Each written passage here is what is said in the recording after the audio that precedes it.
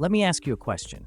If you walked into a dealership today, right now, and saw a sleek new SUV at a discount, would you assume you're getting a deal?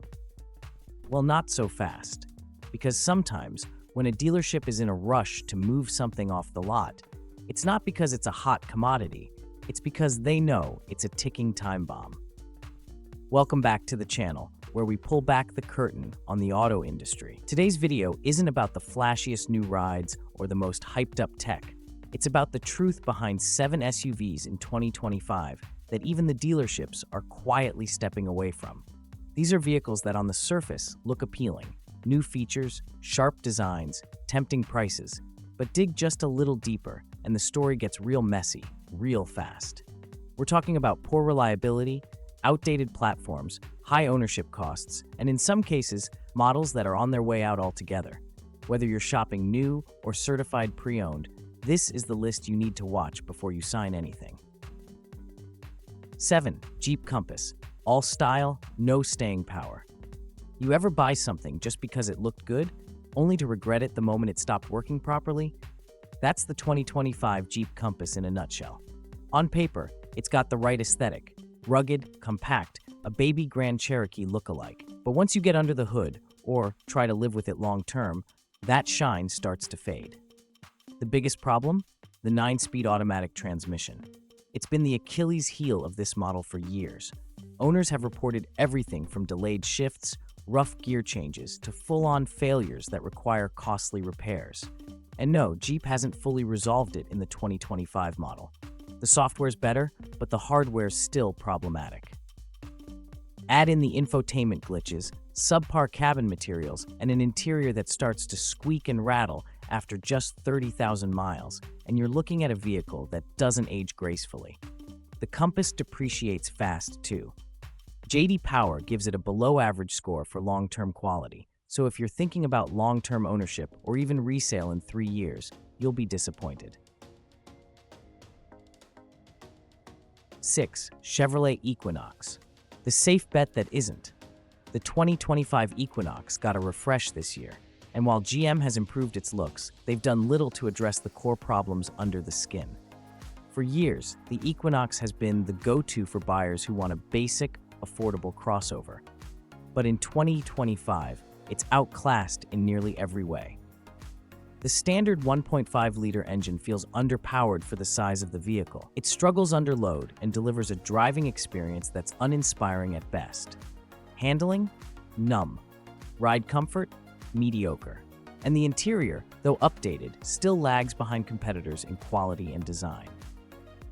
What's more alarming is how aggressively dealers are discounting these. That's not a reward for being a good shopper. That's a red flag. It means they're sitting on inventory and they're trying to unload. When you see heavy incentives on a brand new redesign, ask yourself why.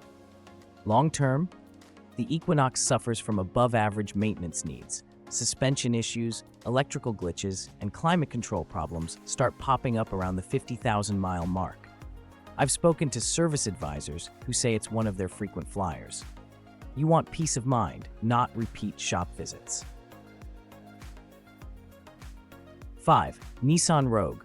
Popular for all the wrong reasons. The Rogue has been one of Nissan's best-selling models for years, and that's precisely the problem. When a car sells well despite its issues, the manufacturer has little incentive to fix what's broken. And in the Rogue's case, what's broken is its heart, its CVT. Continuously variable transmissions, or CVTs, are supposed to provide smooth, fuel-efficient performance. But Nissan's version, even in 2025, still struggles. Drivers report jerky acceleration, sudden loss of power, and in some cases, catastrophic transmission failures before 100,000 miles. And when that happens, you're looking at repair costs that can exceed $4,000. But it's not just the transmission. The Rogue's interior quality has taken a dip over the years. Despite some surface upgrades, the materials feel cheap, and long-term wear and tear is evident. Buttons fade, trim warps, and squeaks develop quickly.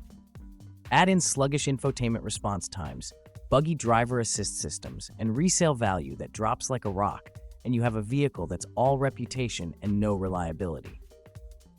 4. Ford Edge. Phased out and fading fast. The 2025 Ford Edge is the definition of a dead car walking. Ford has officially announced plans to discontinue the Edge, and you can feel it when you step into the latest model. Minimal updates, recycled components, and a vibe that says, last hurrah. What's wrong with that? Plenty.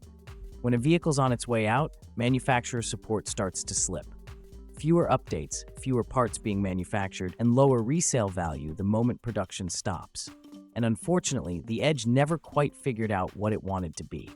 Too large for the compact segment, too small to compete with full-size SUVs, and too average to stand out. Mechanically, the Edge's turbocharged engines have had a mixed track record. Cooling issues, oil leaks, and transmission shuddering have been reported by long-term owners. Plus, the infotainment system is still running an older version of Ford's Sync software, which is slower and less intuitive than what you'll find in the competition. If you're looking for longevity, the Edge isn't it. Parts will become more expensive, depreciation will accelerate, and finding dealership support 2 years from now will be a challenge. 3. Volkswagen Tiguan. Looks like luxury, priced like trouble. At first glance, the Volkswagen Tiguan looks like a solid contender. Sleek design, upscale interior, solid driving dynamics. But spend a few years with it, and you start to understand why many mechanics call it a repeat visitor. The 2.0-liter turbocharged engine is capable, but it's paired with a dual-clutch transmission that doesn't always cooperate. DSG transmissions are smooth when they work, but they're expensive to repair when they don't.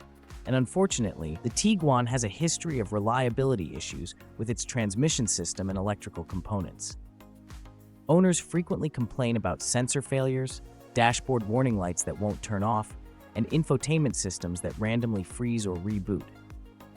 The Tiguan also suffers from uneven build quality. Some are flawless, others feel like they skipped final inspection.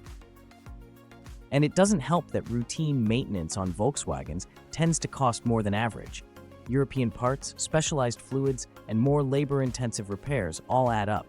What starts as a premium-feeling SUV becomes a money pit by year 4. 2. Mitsubishi Outlander Sport, stuck in the past. How this SUV is still on the market in 2025 is anyone's guess. The Mitsubishi Outlander Sport is built on a platform that dates back over a decade. Yes, it's had some cosmetic updates, but under the skin, it's ancient. The engine is outdated, the CVT is noisy and inefficient, and the interior feels like a time capsule from 2011. Even worse, the safety features are minimal compared to modern competitors, and crash test ratings haven't kept up. Mitsubishi's dealer network is shrinking, which means fewer places to get service. Parts availability can be an issue, and resale value practically non-existent. You'll be lucky to get 40 cents on the dollar after 3 years. The only reason people buy the Outlander Sport is price. But when you factor in long-term ownership costs, it's not really a bargain, it's a trap. 1. GMC Terrain, the silent killer. This one might shock you. The GMC Terrain has all the markings of a solid compact SUV. Nice styling, decent features, comfortable ride. But under the surface, it's hiding a reliability crisis.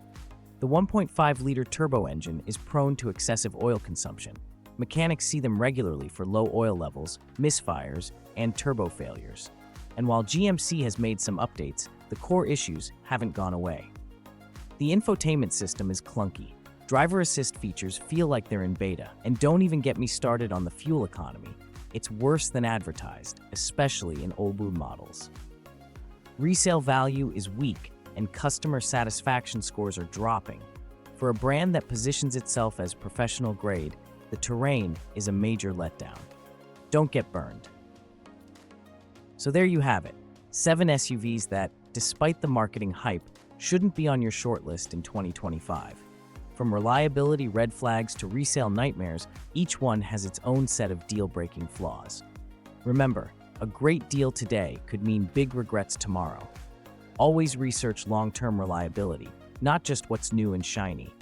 Ask your mechanic what they see in the shop the most. Pay attention to which models are quietly being phased out. If this video helped you dodge a potential lemon, give it a thumbs up so more people see it.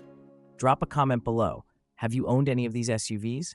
What was your experience? And don't forget to subscribe if you want no BS car advice that's built for real drivers, not marketing departments.